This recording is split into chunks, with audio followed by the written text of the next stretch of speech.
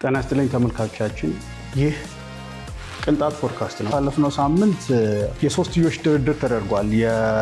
የኢትዮጵያ መንግስት የጅቡቲና የዳንጎቴ ግሩፕ ሰዎች ኢትዮጵያ ውስጥ የለማ ያለውን የፈሳሽ ጋዝ የማጓጓዣ መስመር በጅቡቲ ለማድረግ ውይይት ተደርጎ ነበር። ኢትዮጵያ የዲጂታል ትራንስፎርሜሽን ጋር የተያያዘ እቅድ ኢትዮ ቴሌኮም ነበረው።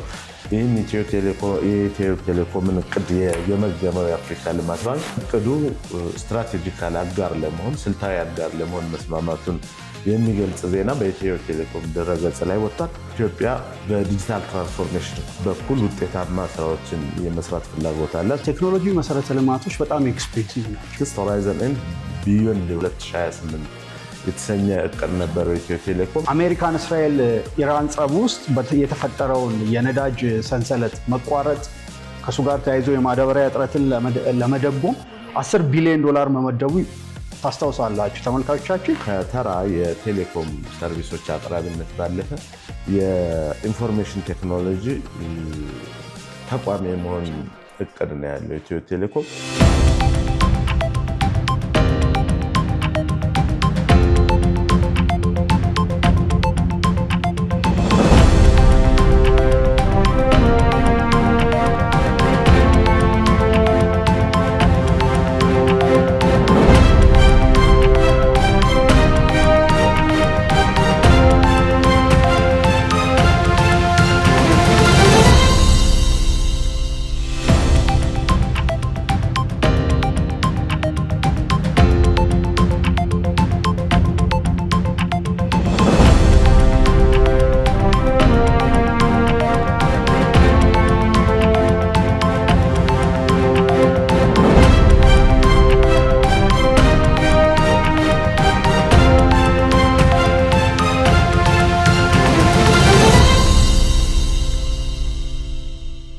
ጤና ይስጥልኝ ተመልካቾቻችን፣ ይህ ቅንጣት ፖድካስት ነው። ቅንጣት ፖድካስት በቢዝነስና ምጣኔ ሀብት ላይ ትኩረቱን አድርጎ በሳምንት 2 ቀን በመርካቶ ቲቪ እየተዘጋጀ የሚቀርብላችሁ የቢዝነስ ቻናል። ኃይል እንዴት ሰነበት? እንደምንሰነበት ሶል እንደምንሰነበታችሁ ተመልካቾቻችን። ኃይል እጅ ላይ ያለው ምን ወሬ አለ? አመሰግናለሁ ሶል። እንግዲህ የመጀመሪያውን መረጃ እኔ ልጀምር። እጅ ላይ ያለው መረጃ ኢትዮ ጅቡቲ ምድር ባቡር ትራንስፖርትን ይመለከታል።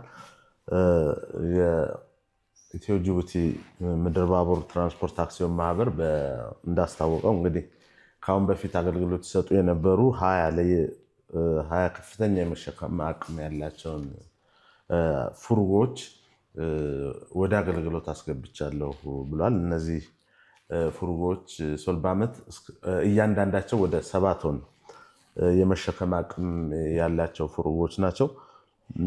በተለይ የተለየ ቅርጽና መጠን ያላቸውን እንደ ጣውላ፣ ከባድ የብረታ ብረት ሸክሞችን ከማጓጓዝ የሚችሉ ፉርጎች ናቸው።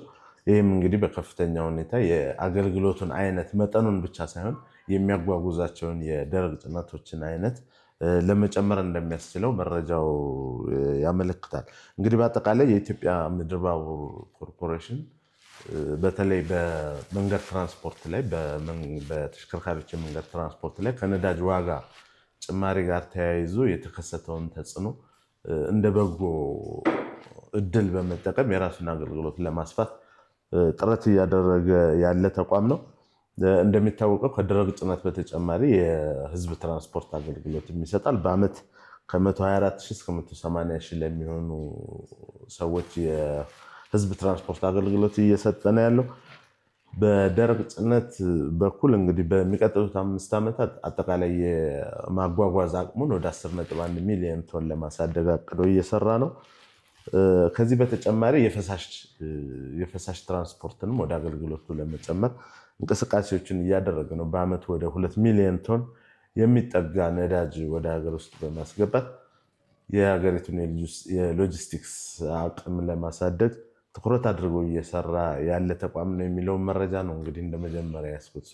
ኃይል እንግዲህ እንደምታስታውሰው በተደጋጋሚ እኛ ስንመጣ ይዘን የምንመጣው ብዙ ጊዜ የኢትዮጵያ አየር መንገድን ዜና ነው።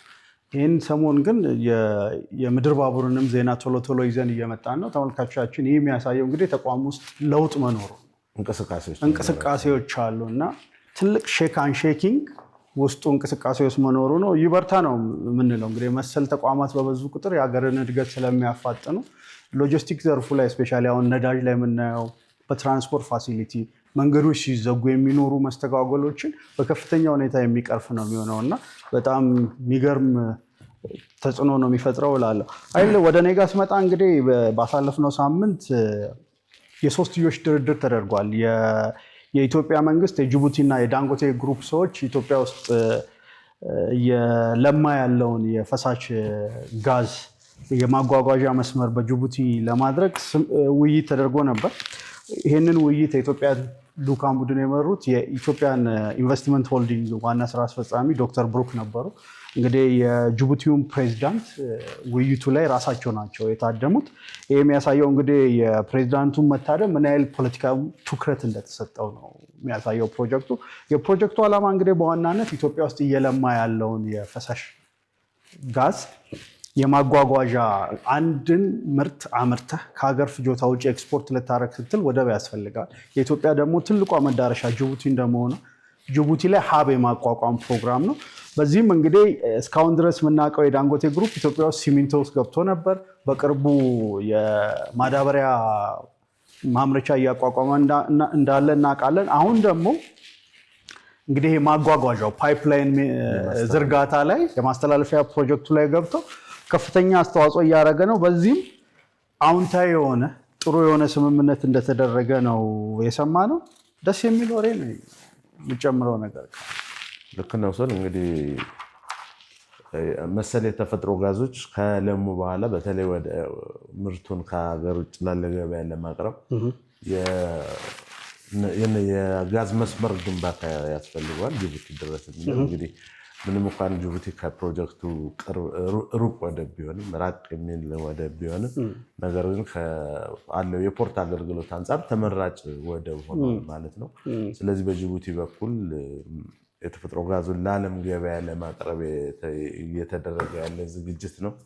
በዚህ ዝግጅት ላይ ደግሞ እንግዲህ ዳንጎቴም የተሳተፈ ነው ብለን መውሰድ እንችላለን። መረጃውን እንዳልከው እንግዲህ ለሀገሪቱም ሌላ የውጭ ምንዛሬ የሚያስገኝ ዘርፍ እንቅስቃሴ ላይ በመሆኑ በፍጥነት ሊተገበር የሚገባው ነው ብለን መውሰድ እንችላለን። በዚሁ እኔ ጋ ወዳለው ሁለተኛው መረጃ ሳልፍ ከኢትዮጵያ የዲጂታል ትራንስፎርሜሽን ጋር የተያያዘ እቅድ ኢትዮ ቴሌኮም ነበረው። ይህን የኢትዮ ቴሌኮምን እቅድ የገመገመው የአፍሪካ ልማት ባንክ ለእቅዱ ስትራቴጂካል አጋር ለመሆን ስልታዊ አጋር ለመሆን መስማማቱን የሚገልጽ ዜና በኢትዮ ቴሌኮም ድረገጽ ላይ ወጥቷል። እንግዲህ እንደምታውቀው ስለ ኢትዮጵያ በዲጂታል ትራንስፎርሜሽን በኩል ውጤታማ ስራዎችን የመስራት ፍላጎት አላት እና ብሔራዊ የሽግግር እቅድ ተቀርጾ የ2025 የዲጂታል ትራንስፎርሜሽን እቅድ ካለቀ በኋላ ሌላ እቅድ መታቀዱ ይታወሳል። እንግዲህ ከዚሁ ጋር የተያዘ ኔክስት ሆራይዘን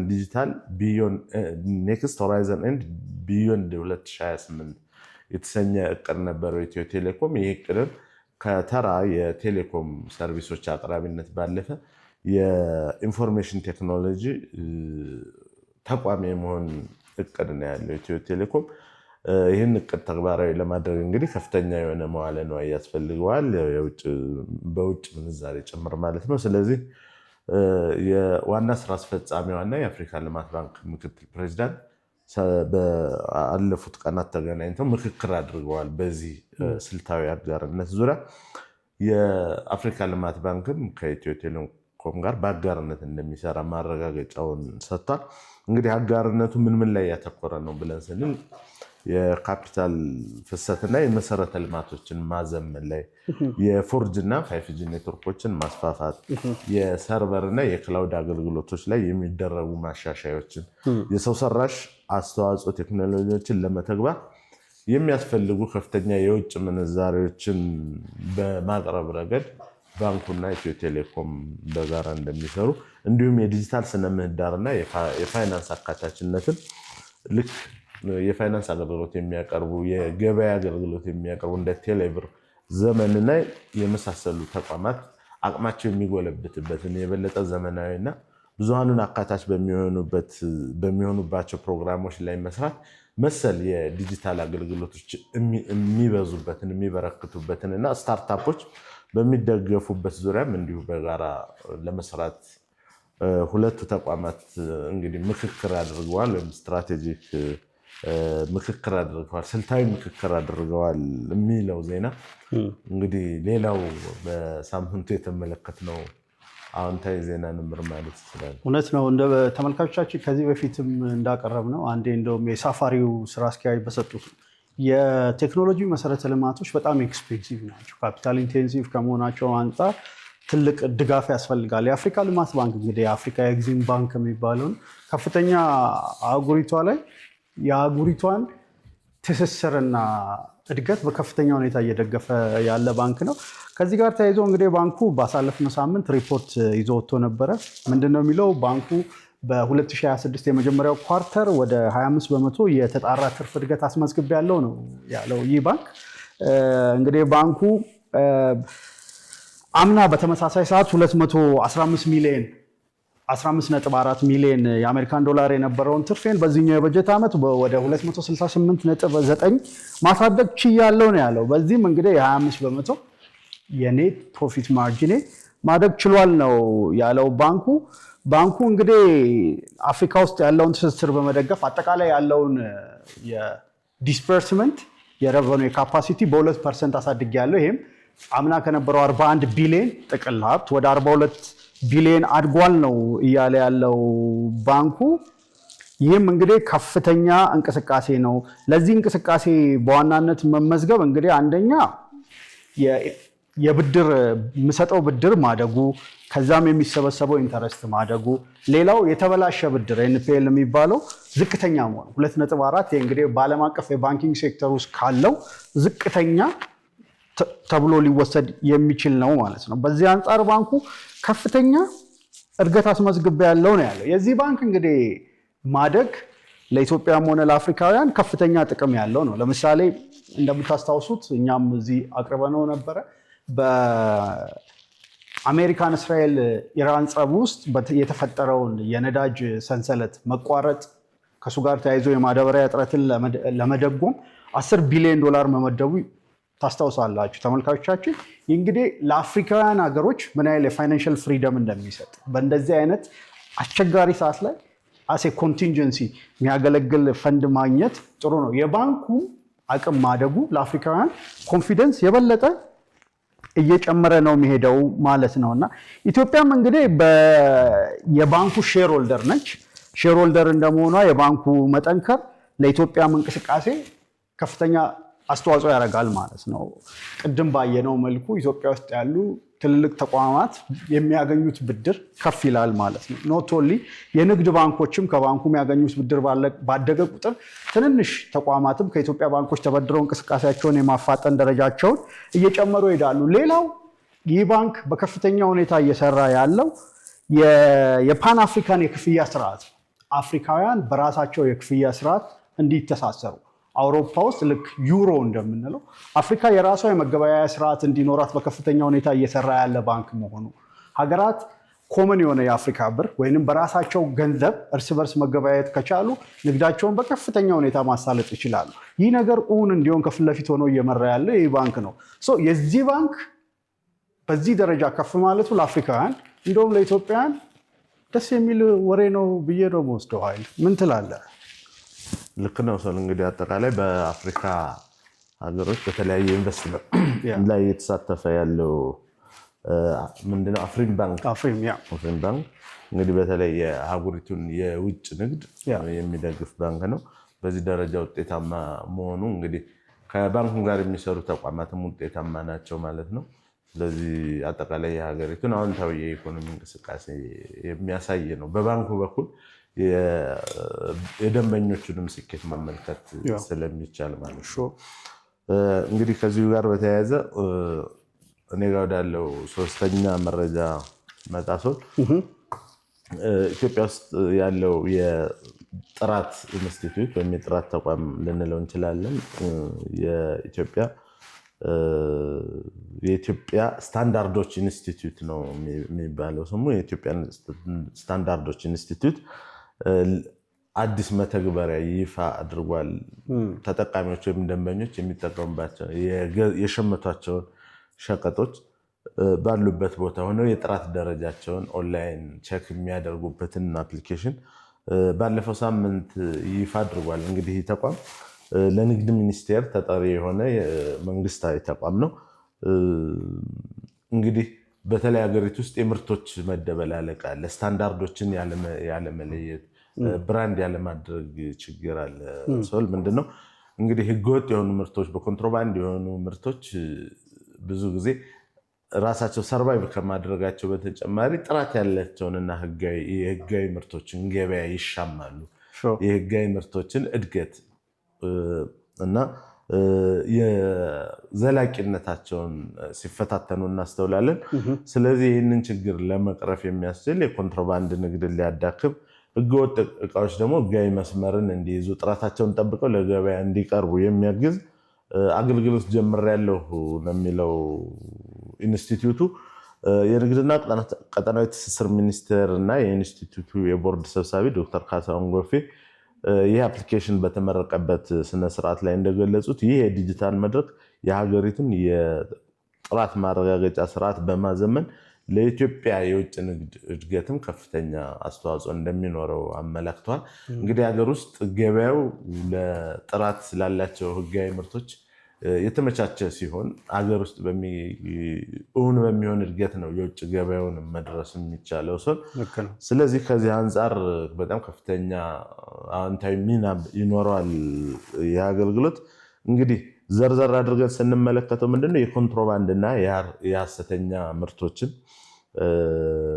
ገበያ ያዳክማል የሚለው። ምክንያቱም ተጠቃሚዎች በቀላሉ ትክክለኛ ምርቶችን ትክክለኛ ካልሆኑ ምርቶች መለየት እስከቻሉ ድረስ ትክክለኛ ምርቶችን እንደሚሸምቱ ይጠበቃል። ስለዚህ በዚህ ረገድ ይህን አገልግሎት በመጠቀም ሐሰተኛ እና በኮንትሮባንድ የሚገቡ ምርቶችን በተለይ እንደ ኤሌክትሮኒክስ፣ መድኃኒት፣ የኮስሞቲክስ እና የታሸጉ ምግቦች ላይ ከፍተኛ የቁጥጥር ስርዓትን ይዘረጋል ማለት እንችላለን። ከዚህ በተጨማሪ እንግዲህ ስታንዳርዶች አንድ ጊዜ ከተቀመጡ እና ኦንላይን በቀላሉ አክሰስ ከተደረጉ በኋላ እነዚህን ስታንዳርዶች ከሌሎች የገበያ ስታንዳርዶች ጋር ለማዛመድም ከፍተኛ ፋይዳ ይኖረዋል አገልግሎቱ። ለምሳሌ ከአፍሪካ አህጉራዊ የንግድ ቀጠና ስታንዳርዶች ጋር ለማጣጣም፣ ከሌሎች የዓለም አቀፍ ገበያ ስታንዳርዶች ጋር የሀገር ውስጡን ስታንዳርድ ለማጣጣምም ከፍተኛ ጥቅም ይኖረዋል ይላል። እንግዲህ ከዚሁ ጋር ተያይዞ ቅድም እንደነገርኩ አገር ውስጥ ያሉ ምርቶች ስታንዳርዳይዝድ ሲሆኑ በተጠቃሚዎች በቀላሉ አይደንቲፋይ ተደርገው ጥቅም ላይ ሲውሉ የገበያ ድርሻቸው ይጨምራል ማለት ነው። በተለይ የኢንዱስትሪ ምርቶች በብዛት ካልተመረቱ ውጭ ገበያ ላይ ሄዶ ተወዳዳሪ መሆን አስቸጋሪ ነው የሚሆነው። እኔ የማስበው ሁልጊዜ ምንድነው ውጭ ሀገር ሄዶ ምርቶቻችን ተወዳዳሪ መሆን እንዲችሉ በዋጋ ረገድ በርካታ ሆኖ መመረት መቻል አለባቸው። ወይም በኢንዱስትሪ ዘርፍ ማስ ፕሮዳክሽን የምንለው ስኬል ላይ ኢንዱስትሪዎቻችን መድረስ መቻል አለባቸው። ስለዚህ እዛ ደረጃ ላይ ለመድረስ ደግሞ ኢንዱስትሪዎቻቸው ምርቶቻቸውን ሀገር ላይ ቢያንስ ወደ 70% የሚሆነው ምርቶቻቸውን ለሀገር ውስጥ ገበያ ማምረት ከቻሉ ተጨማሪ 20% በማምረት በቀላሉ ዓለም አቀፍ ገበያ ላይ ተወዳዳሪ መሆን ይችላሉ ማለት ነው። ስለዚህ ሀገር ውስጥ ይህ ስርዓት መዘርጋቱ ለሀገር ውስጥ ምርቶቻችን የተጠናከረ የሀገር ውስጥ ገበያ ስለሚፈጠር በቀላሉ ደግሞ ዓለም አቀፍ ገበያ ላይ ተወዳዳሪ መሆንና የውጭ ምንዛሬም ለማግኘት ያስችላል ማለት ነው ስርዓቱ። ስለዚህ ተግባራዊነቱ ላይ ተጠናክሮ መሰራት መቻል አለበት። አምራቾች አገልግሎቱን በአግባቡ እንዲጠቀሙ ከኢንስቲትዩቱ ጋር መስራት መቻል አለባቸው ማለት ነው። ወደፊት እንግዲህ ሰው ገበያ ላይ ገብቶ የትኛው ነው ትክክለኛ ምርት የሚለውን ችግር ለመፍታት እንግዲህ የመፍትሄ አቅጣጫ የተቀመጠ ይመስላል። እውነትም ነው። እውነት ለመናገር በጣም ውድድርን ለማበረታታት የሚረዳ ነገር ነው። እንግዲህ ውድድር ባለበት የንግድ ምህዳር ውስጥ ገበያ ውስጥ ደንበኛ ተጠቃሚ ራሽናል ነው ተብሎ ነው የሚወሰደው አይደል? ኮምፒቲቲቭ በሆነ ማርኬት ውስጥ ኮንሱመር ራሽናል ነው ተብሎ ይታሰባል። ማንኛውም ራሽናል የሆኑ ውሳኔዎች ደግሞ መረጃ ላይ ሲመሰረቱ የተሻለ የሚሆነው መረጃውን ወዲያው ማረጋገጥ የሚችልበት እድል ካለ ኮንሱመር ምክንያታዊ ስለሆነ የተሻለውን ምርት ነው የሚገዛው። ያ ብቻ አይደለም። ተወዳዳሪዎች ሁል ጊዜ በደረጃ ማምረት ሲችሉ ደረጃ አሟልቻለሁ ሲሉ በራሱ በተቋማቸው እምነት እያደገ ስለሚሄድ ዓለም አቀፍ ገበያ ላይ የመግባትም እችላለሁ የማለትንም ስሜት ይፈጥራል።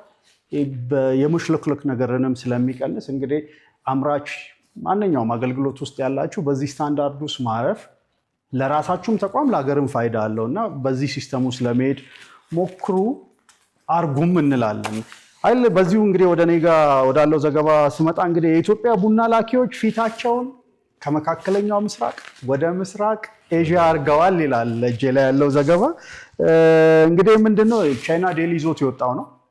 ላስት ዊክ ላይ ግንቦት ወር ላይ ቻይና ውስጥ የቡና ኤግዚቢሽን ተዘጋጅቶ ነበር። በዚህ ኤግዚቢሽን ላይ እንግዲህ የኢትዮጵያውያን ነጋዴዎችም ተገኝተው ነበር።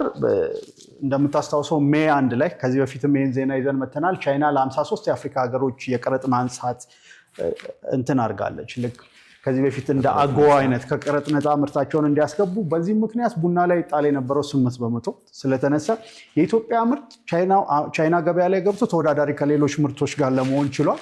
በዚህ ምክንያት ሁለተኛው ትልቁ ሰፕላየር ሆኗል የኢትዮጵያ ቡና። ኢትዮጵያ እንደ ሀገር ሁለተኛዋ ትልቋ ሰፕላየር ሆናለች ነው የሚለው እንግዲህ ዘገባው። ኃይል በሚገርም ሁኔታ የቻይናውያን የቡና የኮንሰምሽን ፍላጎት 2000 በጣም ጨምሯል። ኦልሞስት ከ3 እጥፍ በላይ ነው የጨመረው። 2015 ላይ ቁጥሮች እንደሚያሳዩት ወደ 59000 ሜትሪክ ቶን አካባቢ ነበር ፍላጎቱ። ናው 2024 ላይ ኦልሞስት ከ9 ዓመት ላይ ይሄ ቁጥር ወደ 213000 ቶን ነው ሜትሪክ ቶን ነው ያደገው እና ይህም ማለት እንግዲህ በ3 እጥፍ ያደገ ገበያ ነው። ሰፊ ፖፑሌሽን ያለው ሰፊ ገበያ ያለው ማርኬት ከመሆኑ አንጻር በዛ ላይ የቀረጥ ነፃው ትኩረት ወደዛ እንዲሆን አድርጓል። የሚገርም የኢትዮጵያ ቡና ከቀረጥ ነፃ መሆኑ ብቻ ሳይሆን በቻይና ኮንሱመሮች የሚመረጥ የቃና ያለው መዓዛው በቻይና ተጠቃሚዎች በጣም ፍላጎት የሚመረጥ ቡና ሆኗል እና ከዚህ አንጻር የኢትዮጵያ ላኪዎች ፊታቸውን ወደ ቻይና ገበያ ዙረዋል ይላል። እውነትም ሰፊ ገበያ ነው። ከዚህ በፊት እንግዲህ ትራዲሽናል የነበሩ ገበያዎች የሳውዲ አረቢያ፣ የሱዳን የተለያዩ ሀገሮች ላይ ነበር የሚላኩ። አሁን ምርቶቻችንን ወደ ቻይና ማዞር ጀምረናል። ስትራቴጂክ ፒቮቲንግ የሚባለው ማለት ነው።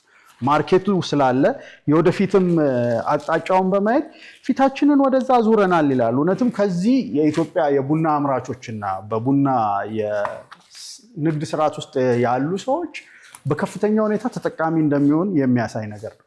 ቅድም ያለውን ስታንዳርዳይዜሽን በማሟላት ደግሞ ቡና ላይ ጥሬውን ቡና ከመላክ ቫሉ አድ አድርጎ በመላክ ከዛ ገበያ የበለጠ መጠቀም ይቻላል የሚል እምነት አለን። ኃይል ምን ትላለህ?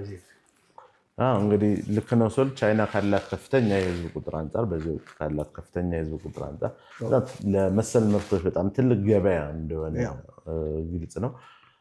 ዞሮ ዞሮ ግን ከዚህ በተጨማሪ ደግሞ በቅርቡ ልክ ኦልሞስት ወደ 54 የአፍሪካ ሀገሮች ከቀረጽ ነፃ ምርቶቻቸውን ወደ ቻይና ገበያ መላክ እንዲችሉ የቻይና መንግስት ያመቻቸው እድል አለ።